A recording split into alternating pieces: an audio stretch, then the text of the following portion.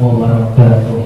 Waalaikumsalam warahmatullahi wabarakatuh. Bismillahirrahmanirrahim. Alhamdulillahi rabbil alamin. Allahumma salli wa sallim wa barik ala sayyidina Muhammadin wa ala alihi wa ashabihi ajma'in. Subhanaka la ilma lana illa ma 'allamtana innaka antal alimul hakim. Rabbi shrah li sadri wa yassir li amri wahlul 'uqdatam min lisani yafqahu qawli. Allahumma arzuqna fahman nabiyyin wa hifdzal mursalin wa ilhamal malaikatil muqarrabin bi rahmatika ya arhamar rahimin. Wala haula wala quwata illa billahil aliyyil azim. Alhamdulillah, segala puji dan syukur kehadirat Allah Subhanahu wa taala yang telah memberikan nikmat kesehatan serta nikmat kesempatan kepada kita semua sehingga kita dapat berkumpul di majelis ini untuk melanjutkan kajian kita sebagaimana biasa, yaitu membahas kajian tauhid dari kitab Sirajul Huda. Sudah sampai kepada pembahasan sifat ma'ani, ya, sifat ma'ani. Jadi pembahasan kita ini tentang hakikat sifat ma'ani. Apa itu sifat ma'ani? Insya Allah akan kita ulas pada pertemuan malam hari ini. Salawat dan salam tidak lupa pula kita hadiahkan kepada junjungan kita, baginda Nabi Muhammad sallallahu alaihi wasallam. Mudah-mudahan dengan banyaknya kita bersolawat kepada beliau, kita ini merupakan salah satu di antara umatnya yang mendapatkan syafaat di hari akhir kelak. Amin ya rabbal alamin. Yang saya muliakan dan saya hormati tuan-tuan guru, para ulama, para ustadz-ustadz, para jamaah, bapak-bapak, ibu-ibu, hadirin wal hadirat rahimakumullah.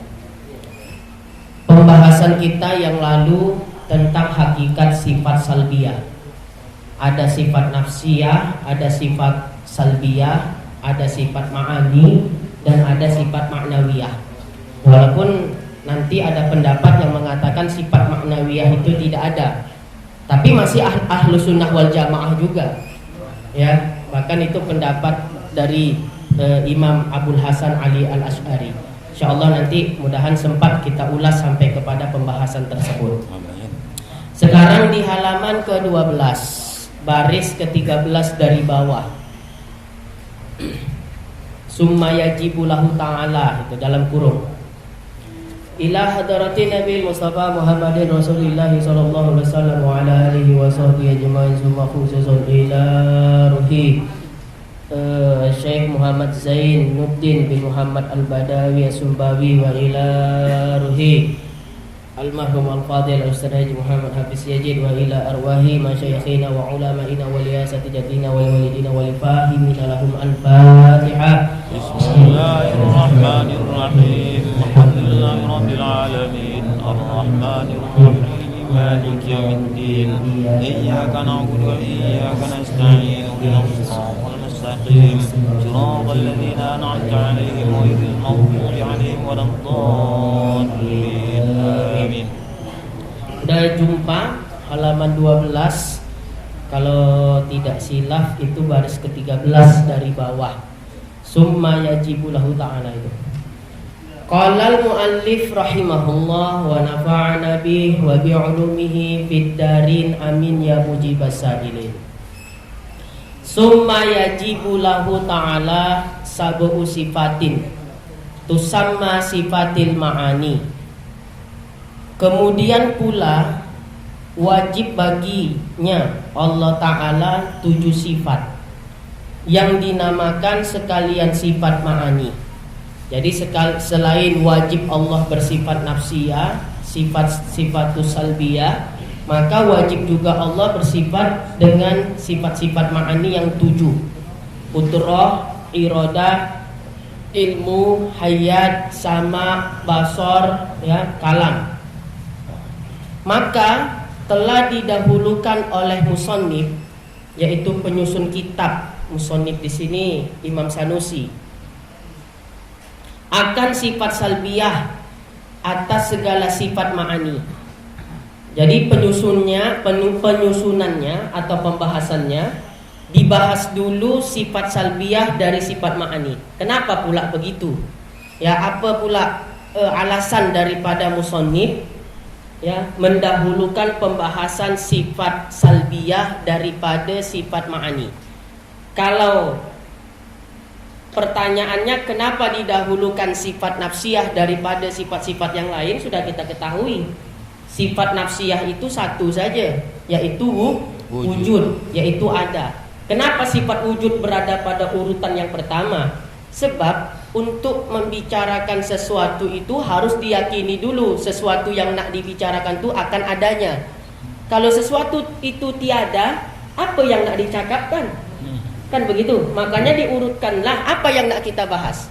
Nak kita bahas Allah Ta'ala, maka kita yakini dulu secara jazam. Ya, ma'rifah itu kan definisinya i'tiqadun jazibun muwafiqun lil haq an dalilin. Ya, itu definisi daripada ma'rifah. Nah, kita nak berbicara apa? Kita nak bicara masalah Allah Ta'ala. Maka mula-mula yang kita yakini haruslah akan adanya Allah itu. Nah, kalau sesuatu itu tak ada, apa yang nak kita cakapkan, nak kita bicarakan? Maka oleh sebab itu, wujud itu artinya ada. Kita yakini dengan sifat wujud itu, Allah itu ada. Barulah kita bisa bicara tentang sifat-sifat Allah yang lain. Jadi diyakini dulu akan adanya sifat nafsiyah itu, yaitu wujud, baru kita bisa bicara sifat-sifat Allah Ta'ala yang lain. Oleh sebab itulah, ya, mengapa sifat nafsiyah wujud diurutkan pada tartib aklinya, diurutkan pada urutan yang pertama.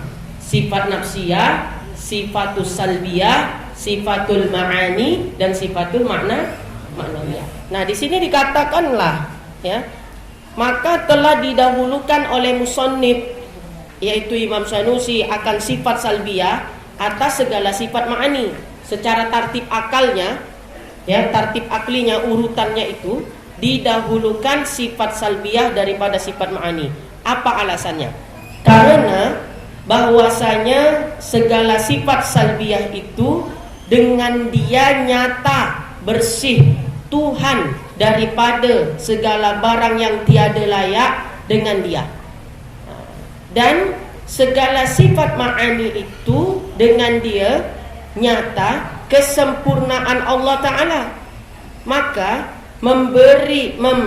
membersihkan dia daripada barang yang tiada layak itu terdahulu pada urf, ya, pada kebiasaan, daripada dihiaskan dengan segala kesempurnaannya, ya. Kesempurnaan, ya, kesempurnaan bandingannya seorang manusia, bandingannya atau tamsilnya, analoginya, seorang manusia tiada berhias dengan sebaik-baik pakaiannya, melainkan kemudian daripada membersihkan diri daripada daki. Nah, begini maksudnya. Musannif secara tartib akli, ya, tartib akal, mendahulukan sifatus salbiyah daripada sifat ma'ani. Kenapa demikian? Karena sifat salbiyah ini mensucikan Allah Ta'ala daripada mana-mana yang tak layak bagi Allah Ta'ala.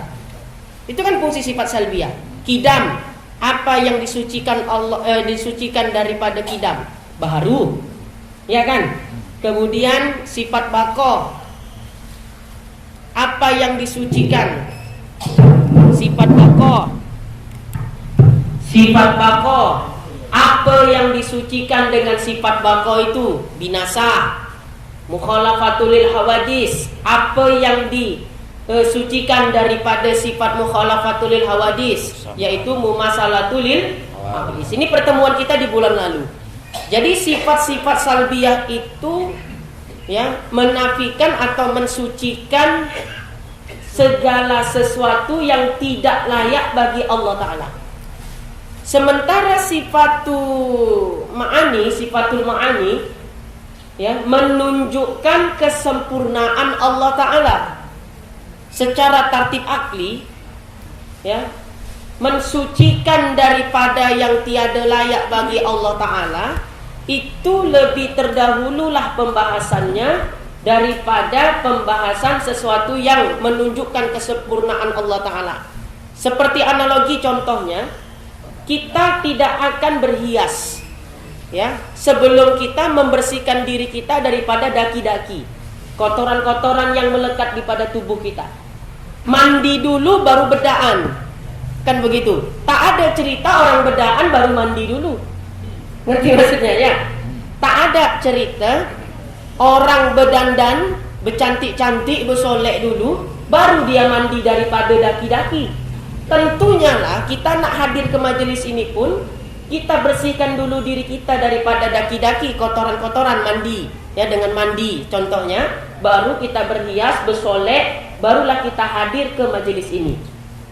Itu menunjukkan apa? Membersihkan sesuatu yang tak layak itu didahulukan daripada, ya, membahas sesuatu yang menunjukkan kesempurnaan. Jadi sifat salbiyah jelas, ya, membersihkan Allah Ta'ala daripada apa-apa yang tidak layak bagi Allah. Itu fungsi dari sifat salbiyah. Sementara daripada sifat ma'ani menunjukkan kesempurnaan Allah Subhanahu wa Ta'ala. Nah, tentulah secara tartib akli didahulukanlah pembahasan sifatul salbiyah daripada pembahasan sifatul ma'ani. Ini yang dijelaskan di dalam kitab. Jadi tamsil analoginya itu tadi. Ya, kita tidak akan berhias ataupun bersolek sebelum kita membersihkan daripada tubuh kita akan daki-daki atau kotoran-kotoran. Tentu kita mandi dulu baru kita bersolek. Ya, kalau kita bersolek dulu baru mandi sia-sialah. Luntur gincu merah tu di bibir. Ya, kalau bersolek dulu, ya, yang pakai apa namanya? Bedak di pipi sebelum dia membersihkan diri, dia bersolek dulu. Pakai make up segala macam baru dia mandi, lunturlah semua, tiada guna daripada bersoleknya itu. Maka didahulukanlah dia daripada membersihkan daripada daki-daki, barulah dia bersolek. Itulah perumpamaan tamsilnya. Nah, ini tidak wajib bagi Allah Ta'ala, ya, harus urutannya sifat nafsiyah, urutan kedua sifatul salbiyah, urutan ketiga sifatul ma'ani, keempat sifatul maknawiyah. Itu tidak wajib bagi Allah Ta'ala. Kenapa? Karena Allah tuh tak bisa disusun-susun.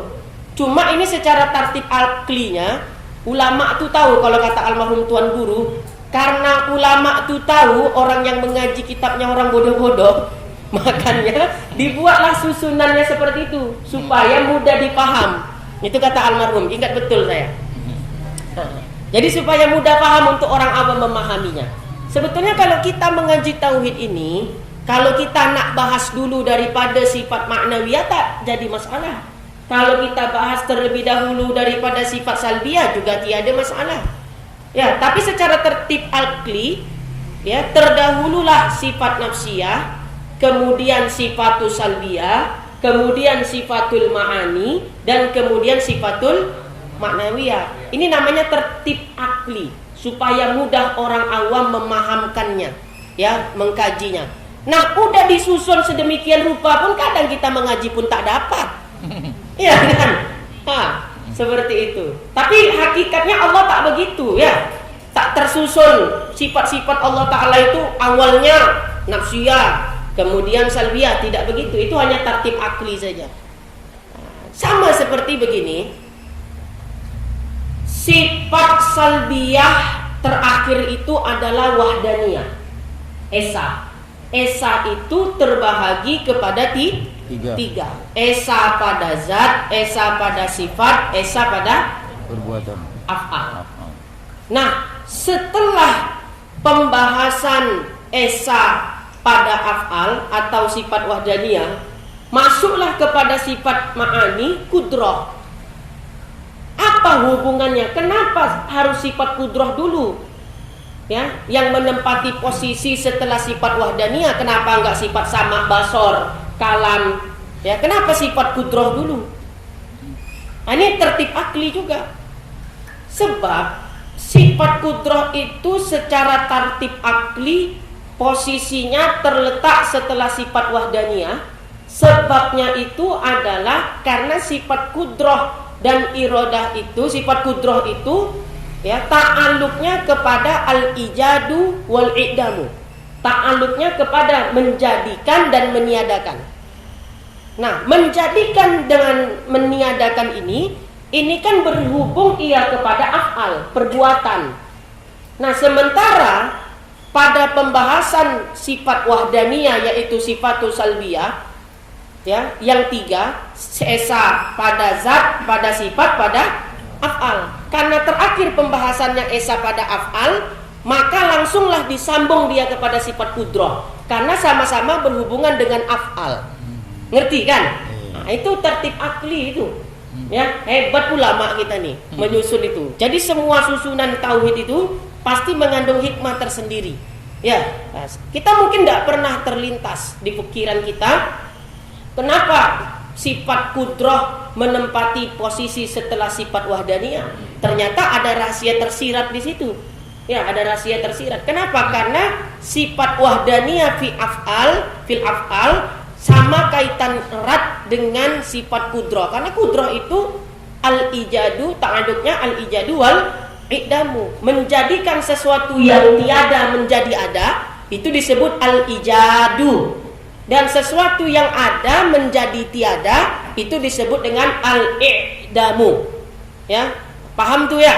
Itu kan al-ijadu wal i'damu itu kaitannya itu dengan af'al, dengan perbuatan. Sifat wahdaniyah yang terakhir itu adalah wahdaniyah fil af'al, wahdaniyah fil zat, wahdaniyah fil sifat, wahdaniyah fil af'al. Makanya itu namanya tartib akli. Nah, ini musannif mendahulukan daripada pembahasan sifatus salbiyah daripada sifat ma'ani, ini juga termasuk tartib akli. Ya, tapi hakikatnya Allah Ta'ala tidak bisa disusun, tak bisa disusun-susun. Kenapa sifat-sifat Allah itu tersusun dari wujud kidam bako supaya mudah difaham oleh orang awam. Itu disebut dengan tartib akli. Kemudian sampai mana tadi kita baca? Daki. Dan ya, itu kan?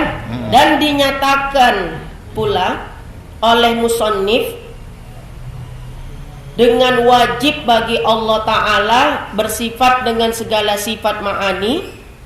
Di sini padahal telah dipahamkan wajibnya pada katanya famimma yajibu li maulana jalla wa azza isruna sifat.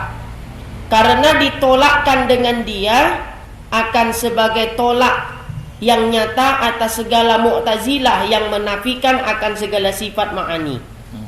Jadi Mu'tazilah ya menolak akan adanya sifat ma'ani. Mereka tidak mengimani akan adanya sifat-sifat ma'ani. Itu pendapat Mu'tazilah. Nah, penolakan Imam As-Sanusi terhadap paham Mu'tazilah secara tersirat bisa kita paham dari ibarat famimma yajibu li maulana jalla wa azza wa ishruna sifatan. Di situ dalam isruna sifatan itu termasuklah sifat ma'ani. Berarti Imam Sanusi secara tidak langsung melalui ibarat famimma yajibu li maulana jalla wa azza isruna sifatan, kita paham secara tidak langsung atau secara tersirat Imam Sanusi menolak pendapatnya Mu'tazilah. Ya, kenapa? Karena Mu'tazilah menafikan bahwasanya Allah enggak bersifat-sifat ma'ani. Jadi dengan dikatakan maka wajib bagi Allah Jalla wa Azza 20 sifat. 20 sifat itu kan masuk ke dalamnya sifat ma'ani. Berarti Imam Sanusi menolak pendapat Mu'tazilah yang menafikan sifat ma'ani. Baik. Cerita sifat ma'ani kita bahas dulu apa itu sifat ma'ani, ya. Karena judulnya hakikat sifat ma'ani. Sifat ma'ani. Hakikat sifat ma'ani itu adalah kullu sifatin maujudatin qaimatin bi maujudatin aujabat lahu hukman. Itu secara di kitab Arabnya begitu. Nah, sifat ma'ani itu kullu sifatin maujudatin. Setiap sifat yang maujud. Jadi sifat ma'ani ini maujud. Kalau sifat salbiyah apa kemarin? Tidak maujud. Ya? Adamiyah. Kan pembahasan kita awal pertemuan saya mengulas apa tuh? Maujud, makdum, hal, amrun, itibari. Ini jangan sampai lupa ini. Ya, karena dalam pembahasan tauhid ini mesti pasti ada diistilahkan nanti yang 4 ini. Sifat ma'ani jelas maujud. Ya. Karena Allah wajib bersifat ma'ani, lazimlah Allah bersifat ma'nawiyah. Nah, sifat ma'nawiyahnya maujud juga atau tidak? Kan gitu. Nah, sifat ma'nawiyahnya itu hal. Nah, sifat ma'ani memiliki ta'alluq. Ta'alluqnya itu apa? Amrun iktibariun. Ngerti ya? Nanti ada itu rangkuman itu akan saya rangkum nanti. Jadi sifat ma'ani yang 7 itu adalah maujud. Tiap-tiap yang maujud dapat dilihat. Zat Allah maujud. Berarti zat Allah dapat dilihat. Sifat ma'ani maujud. Berarti sifat ma'ani maujud. Bisa dilihat. Jadi andai nanti di akhirat Allah Ta'ala membuka hijab bagi kita, zat Allah dapat dilihat. Sifat-sifat ma'ani juga dapat dilihat. Ya. Jadi ini zat Allah, ini sifat ma'ani. Sama-sama bisa dilihat. Jadi sifat kudrah, iradah, ilmu, hayat, sama, basar, kalam. 7 sifat ma'ani itu dapat dilihat. Kenapa? Karena sifatul ma'ani maujud, bisa dilihat. Qaimatun bi maujudatin. Yang berdiri pada yang maujud. Yang maujud di sini maksudnya adalah zat Allah. Nah, jadi sifatul ma'ani maujud. Maujud berarti dapat dilihat. Karena tiap-tiap yang maujud dapat dilihat.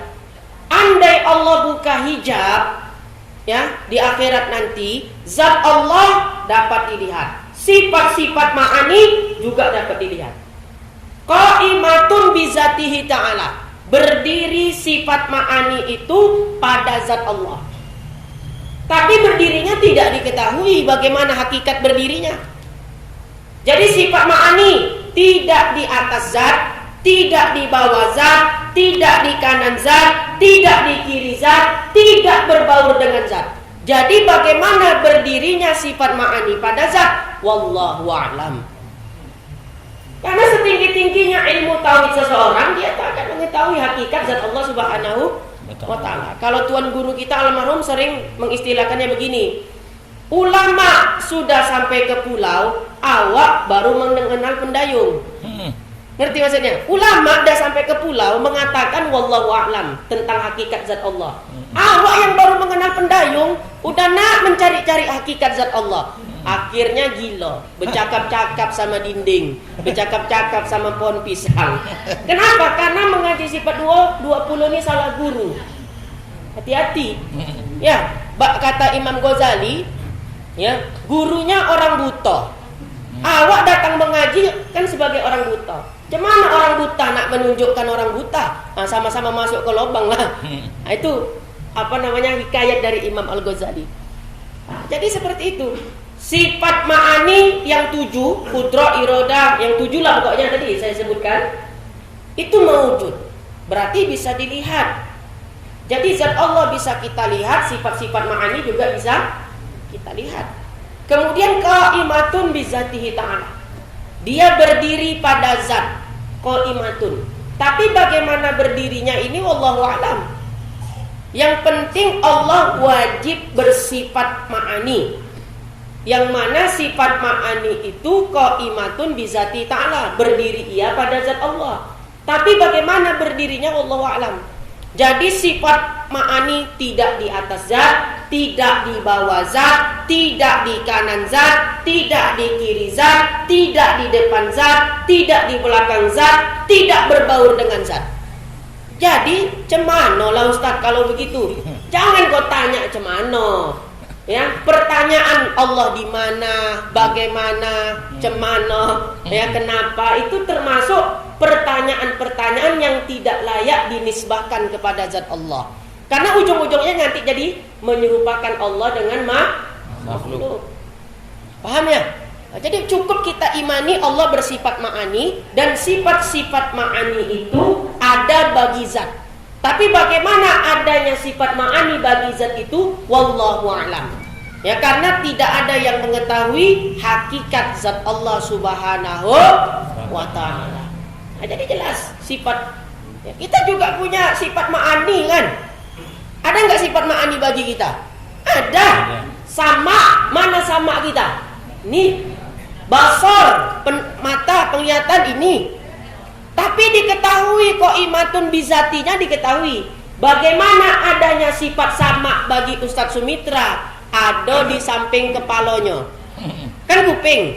Bagaimana adanya sifat basar, penglihatan ya bagi Ustadz Sumitra? Ada di mukanya, mata. Tapi kalau bagi Allah Ta'ala, bagaimana adanya sifat sama bagi Allah Ta'ala? Wallahu a'lam. Bagaimana adanya sifat basar bagi Allah Ta'ala? Wallahu a'lam. Karena kan sudah disampaikan tadi, ya, Allah ada bagi Allah Ta'ala itu sifat-sifat ma'ani. Tapi bagaimana adanya sifat ma'ani pada zat?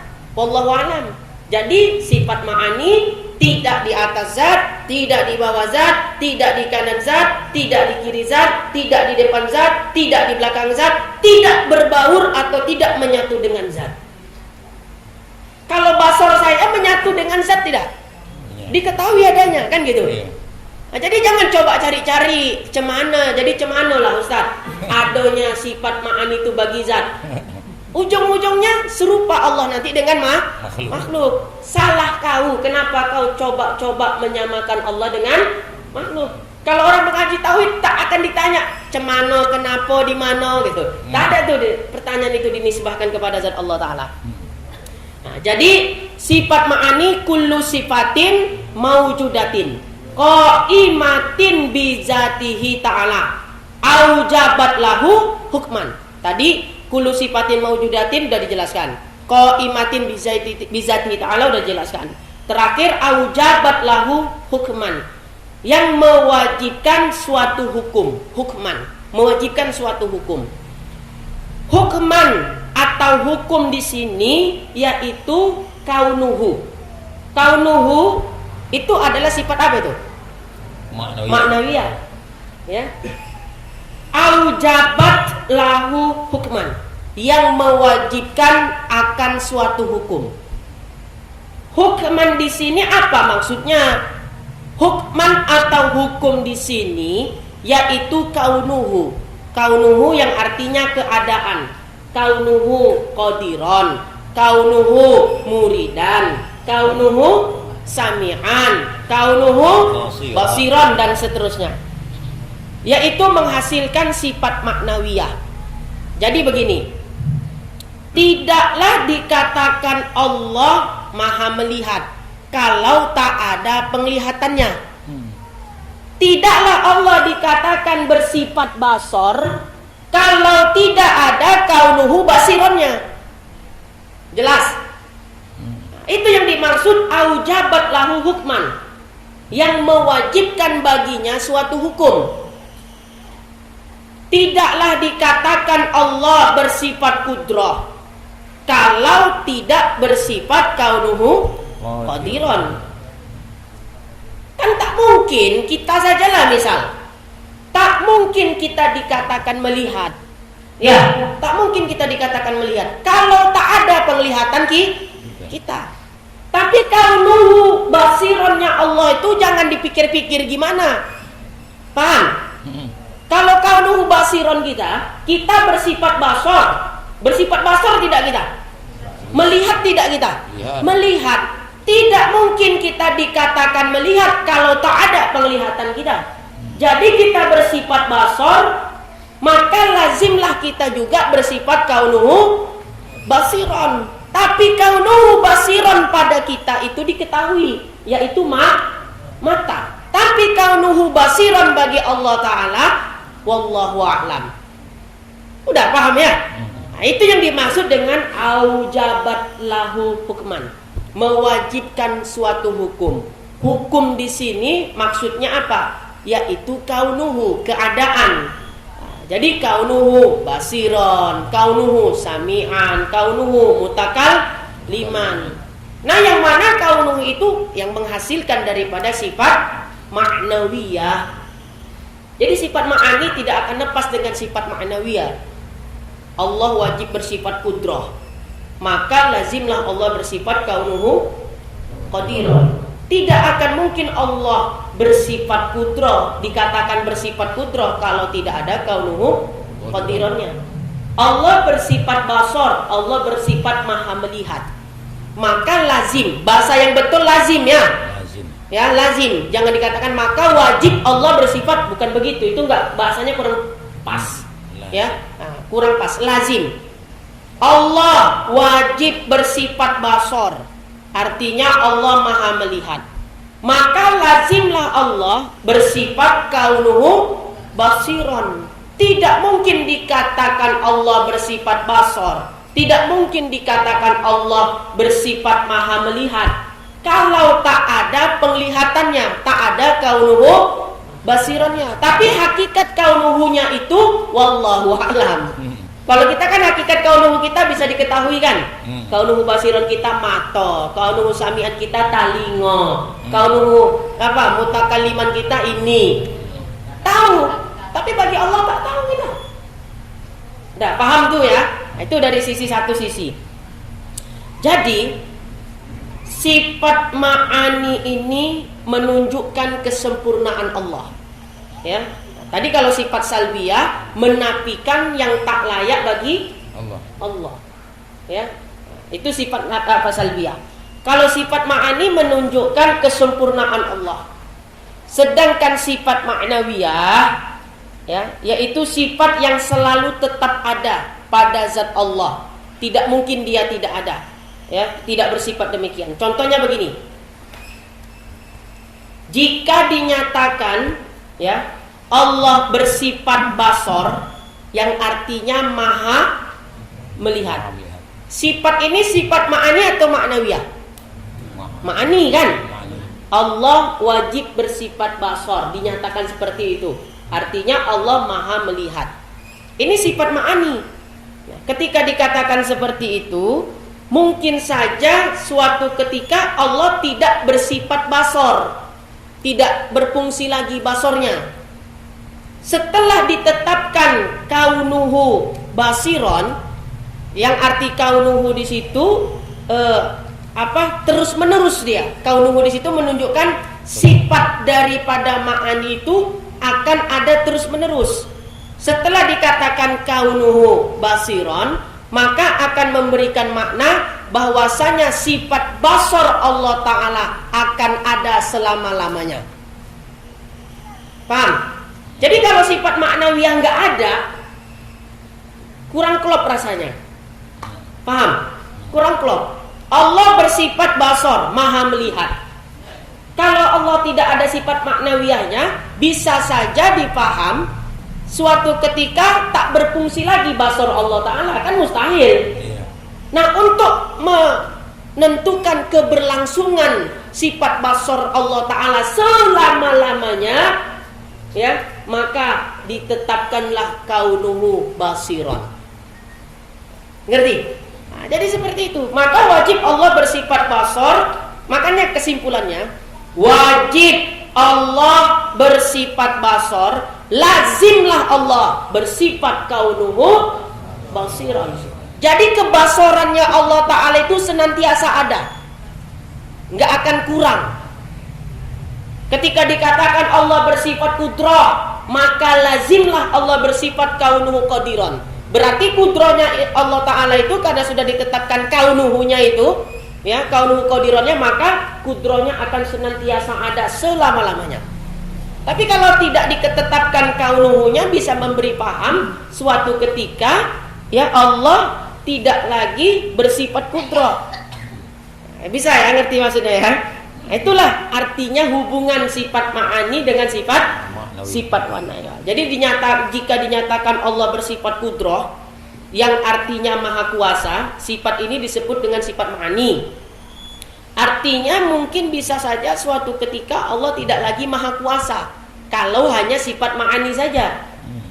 Ya. Tetapi ketika dinyatakan kaunuhu qadiran, keadaan Allah itu maha kuasa, yaitu sifat maknawiyah, maka artinya keadaan Allah itu selalu maha kuasa. Sehingga tidak mungkin pada suatu ketika Allah tidak maha kuasa. Jadi itu fungsi daripada sifat maknawiyahnya, hubungannya. Ngerti? Makanya Allah wajib bersifat kudrah, lazimlah Allah bersifat kaunuhu qadiran. Allah wajib bersifat iradah, maka wajiblah Allah bersifat kaunuhu muridan. Allah bersifat sama, maka lazimlah Allah bersifat kaunuhu sami'an. Allah wajib bersifat basar, maka lazimlah Allah bersifat kaunuhu basiran, dan seterusnya. Nah, sifat ma'ani ini punya ta'aluk. Ta'aluk dia bisa jadi kepada yang wajib, bisa jadi ta'aluk kepada mustahil, bisa jadi ta'aluk kepada yang jaiz. Jadi jelas kalau sifat ma'aninya mawjud. Kalau sifat tadi maknawiyahnya itu hal antara mawjud dan ma'dum. Dia tidak sampai kepada tingkatan mawjud. Kalau tingkatan mawjud berarti sifat ma'nawiyah juga dapat dilihat. Kalau dia sampai kepada tingkatan paling bawah ma'dum berarti ya ternapilah dia daripada ya sifat ma'ani, nggak ada dia, kan gitu. Maka sifat maknawiyahnya hal, dia punya ta'aluk. Sifat ma'ani ta'aluknya itu amrun i'tibariun. Jadi jangan lupa itu kaji, mawjud itu apa, ma'dum itu apa, hal itu apa, amrun i'tibariun itu apa. Amrun i'tibari itu dia ada dua, intizai ya, yang satunya buka catatan itu balik. Jadi wajib Allah bersifat kudrah, maka lazim. Bahasanya lazim ya. Ya, bahasa yang cocok, lazim Allah bersifat kaunuhu ya qadiran. Bisa diganti pasti. Hah? Bisa diganti pasti. Kurang cocok, pasti sama macam wajib dia. Iya. Ya. Pasti atau mesti gitu kan. Iya. Kalau tuan guru kita jemputkan dulu lazim. Saling berlaziman dia. Saling berlaziman. Jadi sifat maknawiyah, ya, sifat apa? Maknawiyah adalah sifat-sifat yang dia ada karena adanya sifat ma'ani. Andai ternapi sifat ma'ani, ternapi pula lah sifatun maknawiyah. Jadi Mu'tazilah menafikan sifat ma'ani, berarti ternapi juga sifat maknawiyah. Pada jelas innallaha sami'ul basir. Allah Maha mendengar dan Maha melihat. Itulah Mu'tazilah nih. Heran awak kadang. Udah jelas Allah mengatakan Allah bersifat sama, Allah bersifat basar, masih juga diakal-akali orang itu. Ya, mereka mengatakan Allah tidak bersifat dengan sifat ma'ani, maka ternafi pula lah sifat maknawiyah. Padahal jelas sama basar itu termasuk daripada sifat-sifat ma'ani.